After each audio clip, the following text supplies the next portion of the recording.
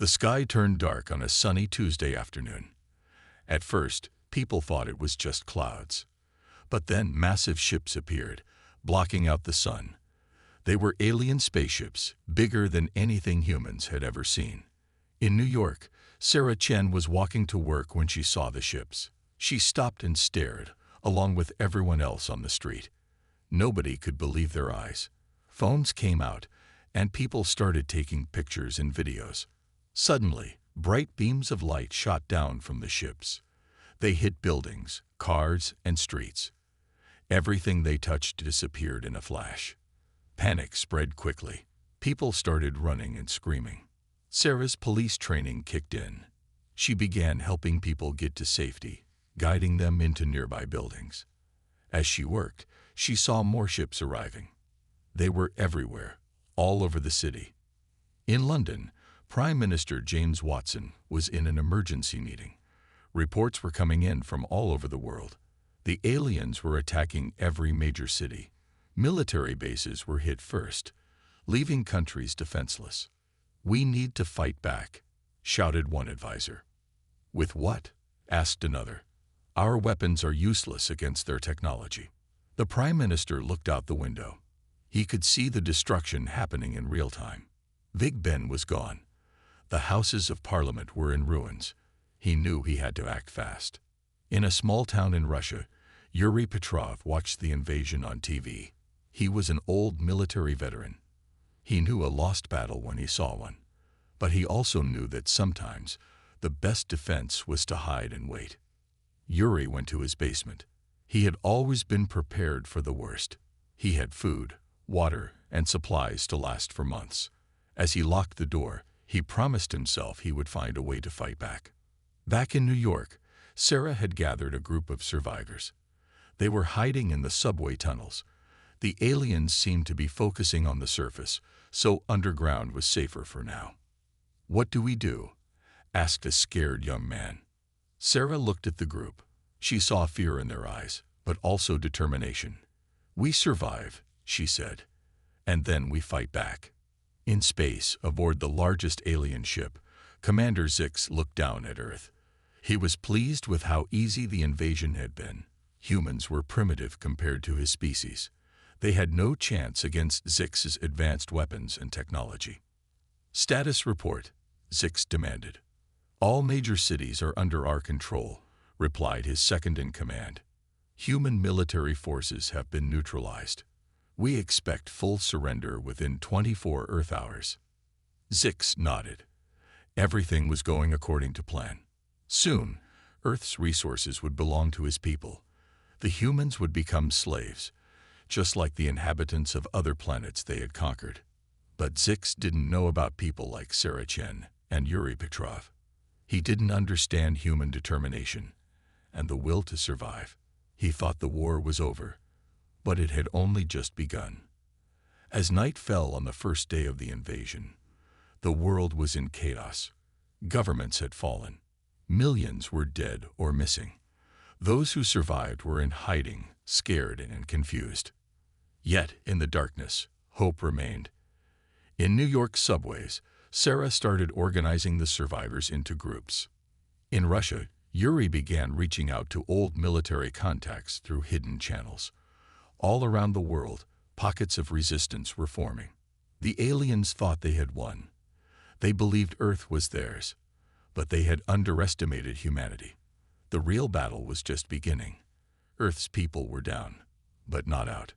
And soon, very soon, they would show the aliens just how big a mistake they had made.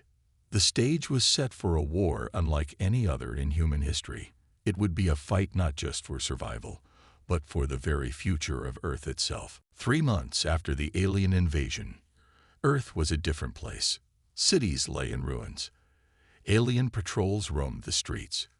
But underground, hope was growing. In the New York subway system, Sarah Chen had turned the abandoned tunnels into a base. She stood in front of a makeshift map, planning their next move. Around her, survivors worked tirelessly. Some fixed old radios, others cleaned weapons found in abandoned police stations. Major Chen, a young man, called out, running towards her. We've made contact with another group. Sarah's eyes lit up. Where? Chicago. They'd been hiding in the old water tunnels. This was good news. Every new group they found made them stronger. Sarah had been working for months to connect survivors across the country. It wasn't easy. The aliens controlled all normal communication channels, but humans were clever. They found ways. Meanwhile, in the forests of Russia, Yuri Petrov led a group of resistance fighters. They moved silently through the trees, watching an alien patrol. Yuri held up his hand, signaling everyone to stop. The aliens were using some kind of device. It beeped and flashed, scanning the area. Yuri knew they were looking for humans, but he had a trick up his sleeve. He pulled out a small box. It was something they had stolen from a destroyed alien ship. With a few tweaks, they had turned it into a jammer. Yuri pressed a button, and the alien device went silent. The aliens looked confused. They hit their device, trying to make it work. While they were distracted, Yuri's team slipped away. Another close call, but they had learned something valuable. Back in New York, Sarah received a transmission from Yuri. They used old ham radios, speaking in code. Yuri told her about the jamming device. Sarah's mind raced with possibilities. If they could replicate it, they could move more freely. We need to get our hands on more alien tech, Sarah told her team. It's time for a raid. Planning a raid was dangerous, but Sarah knew the risks were worth it. They needed every advantage they could get. In Washington, D.C., a small group of former government officials had created a hidden bunker. They worked day and night, trying to understand the aliens' motives. Why had they invaded? What did they want? Dr. Emily Saunders, a former NASA scientist, had a theory. I think it's about resources, she explained to the group. Our planet has something they need. This information was crucial. If they knew what the aliens wanted, maybe they could find a way to fight back. As resistance groups grew stronger, the aliens started to notice. They increased their patrols. They used more advanced scanning technology. But the humans adapted. They learned to hide better, to move more carefully. In a secret lab in Japan, a team of scientists worked on reverse engineering alien technology. They had managed to capture a small alien drone. If they could understand how it worked, they might be able to use it against the invaders. All around the world, similar scenes played out. In the Amazon rainforest, indigenous tribes used their knowledge of the land to hide entire villages. In the mountains of Afghanistan, old war veterans taught young people guerrilla tactics. The resistance was growing. Slowly but surely, humanity was regaining its footing. Sarah Chen knew they still had a long way to go. But as she looked at her map, now marked with resistance points all over the globe, she felt a glimmer of hope. We're not beaten yet, she said to herself. And soon, we'll show these aliens what humans are really made of. The hidden resistance was no longer just hiding. They were preparing, planning. And soon, very soon, they would strike back. 6 months into the alien occupation, a discovery was made that would change everything. It happened in a remote area of the Egyptian desert, far from alien patrols. Dr. Amira Hassan, an archaeologist working with the resistance, was exploring an ancient tomb. She and her team had been searching for anything that might help against the aliens. What they found was beyond their wildest dreams. Deep in the tomb, hidden behind a false wall, was a strange metal object. It was shaped like a pyramid, about the size of a football. Strange symbols covered its surface, glowing faintly in the dark. "What is it?" one of the team members asked. Amira shook her head. "I don't know, but it's definitely not from ancient Egypt." They carefully packed up the object and sent a coded message to Sarah Chen. This was too important to risk sending over normal channels. 2 weeks later, Sarah arrived at the secret base in Cairo. The moment she saw the artifact, she knew it was special. It seemed to hum with energy. "Have you tried to activate it?" she asked Amira. "No," Amira replied. "We were waiting for you." Sarah reached out and touched the artifact. Suddenly, the symbols lit up brightly. A hologram appeared above it, showing star systems and alien writing. Everyone in the room gasped. This wasn't just an artifact. It was advanced technology, possibly even more advanced than what the invading aliens had. "We need to figure out what this is," Sarah said. And fast. They assembled a team of the best scientists they could find. Dr. Emily Saunders from Washington joined them. Together, they worked day and night to unlock the artifact's secrets. After weeks of study, they made a breakthrough. The artifact wasn't just a map or a database. It was a key to incredibly powerful technology. "We think it's some kind of neutralizer," Emily explained to Sarah. "It can shut down advanced energy systems, including the ones the aliens use." Sarah's eyes widened. "You mean we could use this to disable their ships? Their weapons?" Emily nodded. "Potentially, yes, but we need to figure out how to activate it on a large scale." They called it Project Phoenix. It became the Resistance's top priority. If they could get it to work, they might have a chance to drive the aliens off Earth. But they weren't the only ones interested in the artifact. Somehow, the aliens had learned about it. They increased their searches, especially in Egypt and surrounding areas. Sarah knew they were running out of time. They needed to move the artifact to a safer location, but moving it was risky. The aliens had technology that could detect energy signatures. Yuri Petrov and his team were called in to help. They had become experts at avoiding alien detection. Yuri developed a plan to transport the artifact across continents, using a combination of old and new techniques. "We'll use decoys," he explained.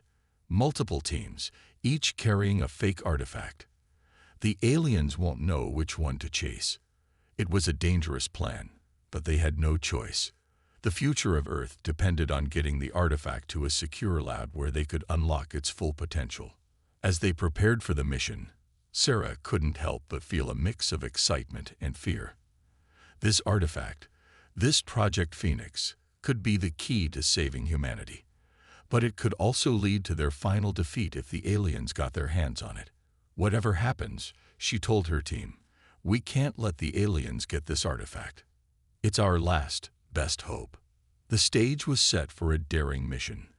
The Resistance was about to take its biggest risk yet, but if they succeeded, they would have a weapon that could change the course of the war. Project Phoenix was humanity's secret weapon. And soon, the aliens would learn just how dangerous a cornered human could be. The day of the counterattack arrived. After months of planning and preparation, the Resistance was ready to strike back. Major Sarah Chen stood in the command center, surrounded by her team. The artifact, now called the Phoenix device, sat on a table in front of her. "Today, we take back our planet," Sarah said, her voice strong and determined. "Remember your training.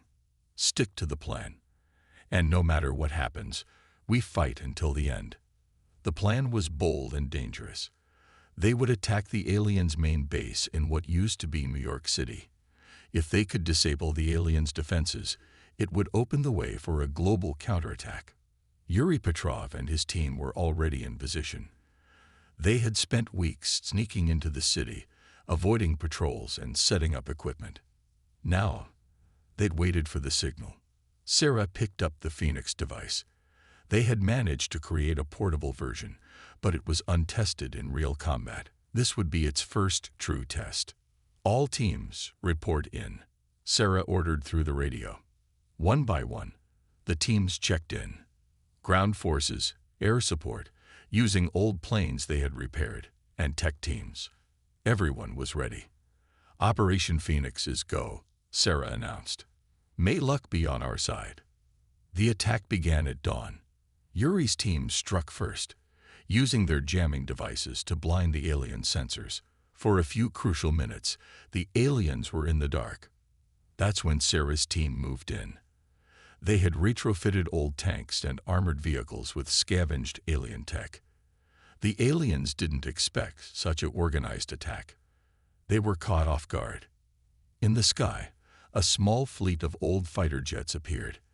They had been hidden in underground bunkers, saved for this very day.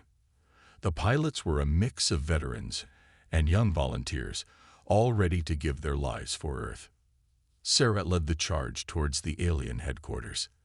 The Phoenix device hummed in her hands, growing warmer as they got closer to the alien tech. Suddenly, a massive alien ship appeared overhead. It was larger than anything they had seen before. Fear rippled through the human forces. "Stand your ground," Sarah shouted. "This is what we've been waiting for." She activated the Phoenix device. At first, nothing seemed to happen. The alien ship prepared to fire its main weapon. Then, a pulse of energy burst from the device. It spread out in a wave, washing over the alien ship. The ship's lights flickered and died. It began to fall from the sky. A cheer went up from the human forces. The Phoenix device had worked.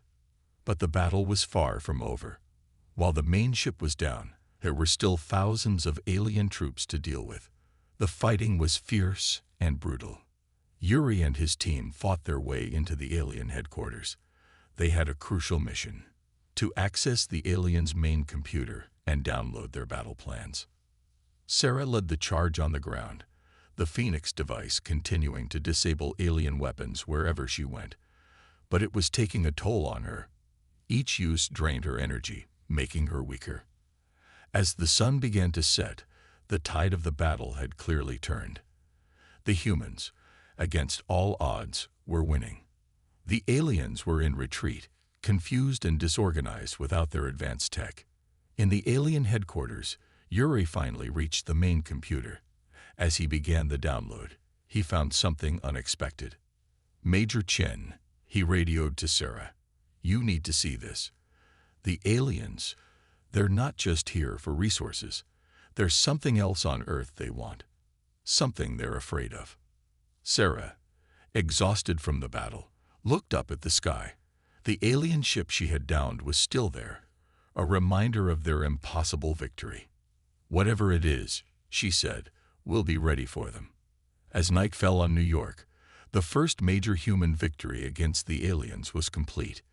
News spread quickly around the world, igniting hope in every resistance group.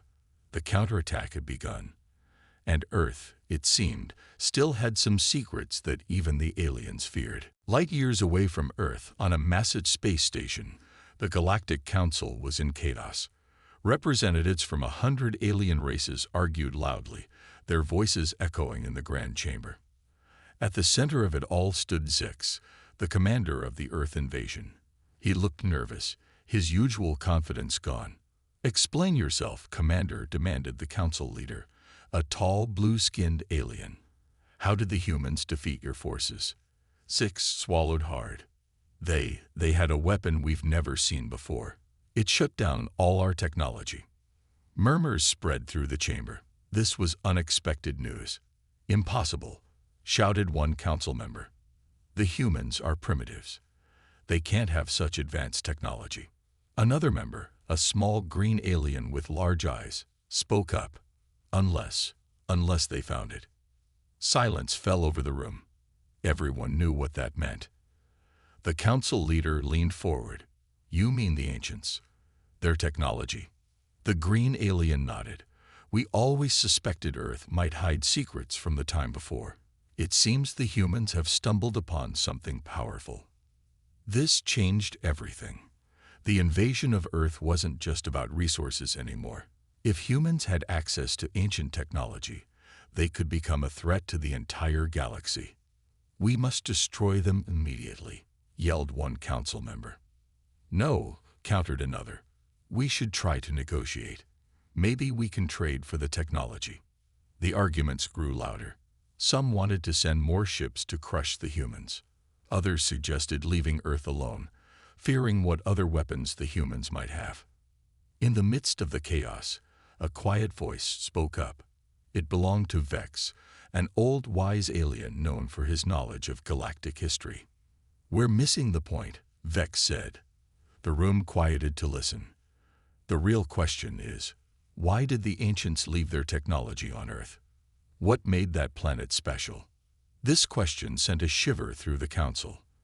The ancients were a mysterious race that had vanished long ago, leaving behind bits of incredibly advanced technology.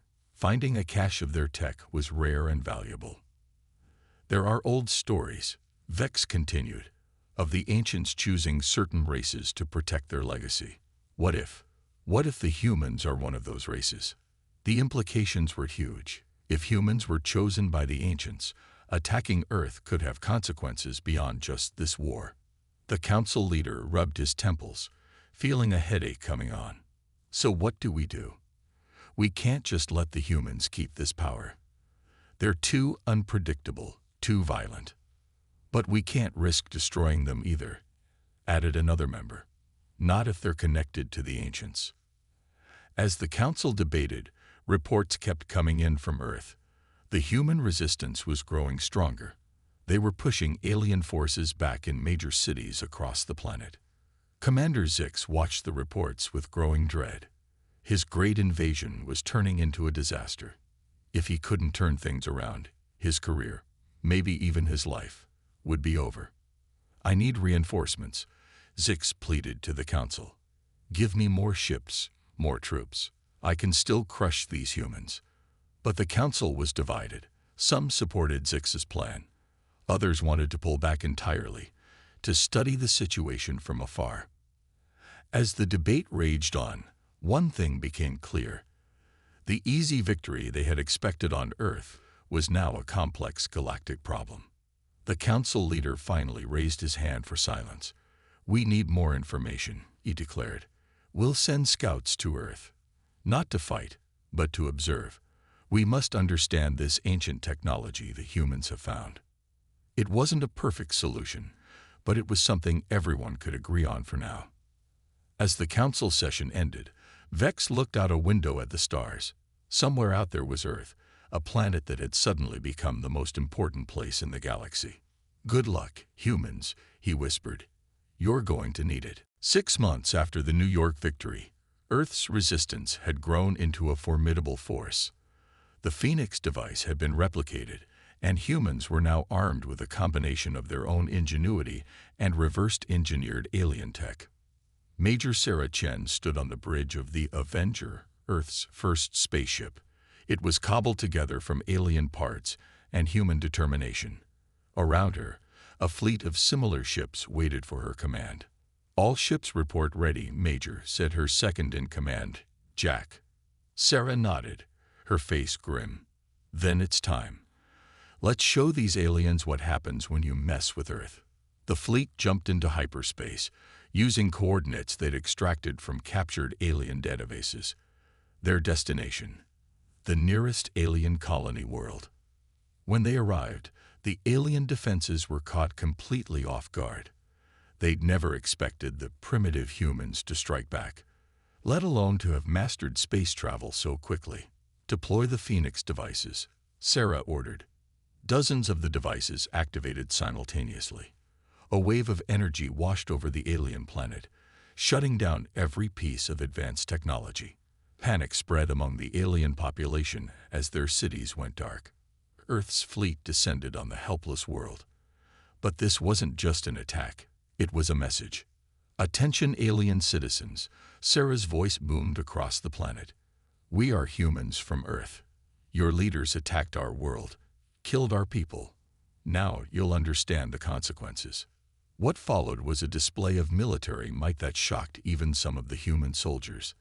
They destroyed military bases, government buildings, and shipyards. Anything that could be used to wage war was reduced to rubble. Yuri Petrov led a ground team to capture the planet's main data center. As aliens fled in terror, he couldn't help but feel a grim satisfaction. This is for Earth, he muttered as he downloaded crucial intelligence. The attack lasted for 3 days. When it was over, the alien world was crippled, its ability to support the war against Earth completely destroyed. But Sarah wasn't done. As soon as the fleet regrouped, they jumped to another alien world. And another. And another. Each attack followed the same pattern. Disable with the Phoenix device, destroy military capability, capture intelligence, and leave. The humans were careful not to kill civilians, but they showed no mercy to military targets. News of the attacks spread quickly through the galaxy. The Galactic Council was thrown into panic. Emergency sessions were called, but they couldn't agree on how to respond. "How are they doing this?" one council member cried. "They were barely able to reach their own moon a few years ago." Vex, the old wise alien, watched the reports with a mixture of awe and sadness. "We underestimated them," he said softly, "and now we're paying the price." After the fifth world fell to the human attacks, the Galactic Council finally realized the gravity of the situation. This wasn't just retaliation. It was a systematic dismantling of their military power. Commander Zix, once the leader of the Earth invasion, was now a disgraced figure. He begged the Council to let him lead a counterattack. "Give me one more chance," he pleaded. But it was too late. The Council had seen enough. "We must sue for peace," the Council leader announced, "before the humans decide to strike our homeworlds." As the Council prepared to send peace envoys to Earth, Sarah Chen and her fleet were planning their next move. They had the momentum now, and they didn't intend to waste it. "We've shown them we're not helpless," Sarah told her crew. "Now we show them we're not to be trifled with ever again." The stars themselves seemed to tremble as humanity's vengeance swept through the galaxy. The primitives from Earth had risen, and the galaxy would never be the same again. 1 year after humanity's brutal counterattack began, a historic meeting was taking place. The Grand Chamber of the Galactic Council was filled with tension as the doors opened. In walked Major Sarah Chen, flanked by Yuri Petrov and Dr. Emily Saunders. They were the first humans to ever set foot in this place. The alien representatives whispered among themselves. Some looked afraid, others curious. The humans had gone from victims to conquerors in a shockingly short time. The council leader stood, his voice shaky. "Representatives of Earth, we welcome you to the Galactic Council. We are here to discuss terms of peace." Sarah stepped forward, her face stern. "Peace. After what you did to our world. We're here to dictate terms, not discuss them." A murmur ran through the chamber. This was not how things usually worked here. Sarah continued, her voice strong. "Earth will take its place on this council. We will have equal say in all galactic matters, and we will have access to all your technology and star charts." "That's unprecedented," shouted one council member. "You can't demand such things." Yuri smirked. "We just destroyed half your military bases across the galaxy. I think we can demand whatever we want." The council leader raised his hands for calm. "Please, let's not escalate things further. Surely we can come to a reasonable agreement." Dr. Saunders stepped forward, holding the original Phoenix device. "We've only begun to understand the power of this artifact. There could be more like it on Earth. Do you really want to risk angering us further?" The threat was clear. Earth not only had the means to fight, but potentially even more powerful ancient technology at their disposal. After hours of tense negotiation, an agreement was reached. Earth would join the Galactic Council as a full member. They would share their Phoenix technology, but only for peaceful purposes. In return, humanity would gain access to the vast knowledge and resources of the galactic community. As the details were being finalized, Vex, the old alien, approached Sarah. "You've changed the balance of power in the galaxy," he said softly. "But power comes with responsibility. Are you ready for that?" Sarah looked at him, her eyes showing the weight of all they'd been through. "We've learned harsh lessons about power and responsibility. We won't forget them." In the following months, Earth underwent rapid changes. Alien technology helped rebuild cities faster than ever. Humans began traveling to the stars, setting up colonies on distant worlds. But it wasn't all smooth sailing. Some humans wanted to push for even more power, to dominate the galaxy as they had been dominated. Others feared losing Earth's culture in the vast galactic community. Sarah, now Earth's representative on the Galactic Council, worked tirelessly to navigate these challenges. She knew that humanity's future depended on finding a balance between strength and wisdom. One day, as she looked out at the stars from the council chamber, Yuri joined her. "Did you ever imagine we'd end up here?" he asked. Sarah shook her head. "Never. But here we are, helping shape the future of the galaxy." Yuri nodded. "We've come so far, but I can't help wondering, what other secrets does Earth hold? What else might be out there?" As if in answer, an alarm sounded. A council aide rushed in. "Representatives, we're detecting a massive energy signature at the edge of known space. It matches ancient technology." Sarah and Yuri shared a look. The galaxy had changed, and humanity with it, but it seemed their adventures were far from over. As the council erupted into excited discussion, Sarah felt a mix of anticipation and concern. Humanity had found its place among the stars, but the greatest challenges and opportunities still lay ahead. The Earth that had once been a target for invasion was now a major galactic power. And whatever came next, humanity would face it standing tall, ready to shape their own destiny among the stars.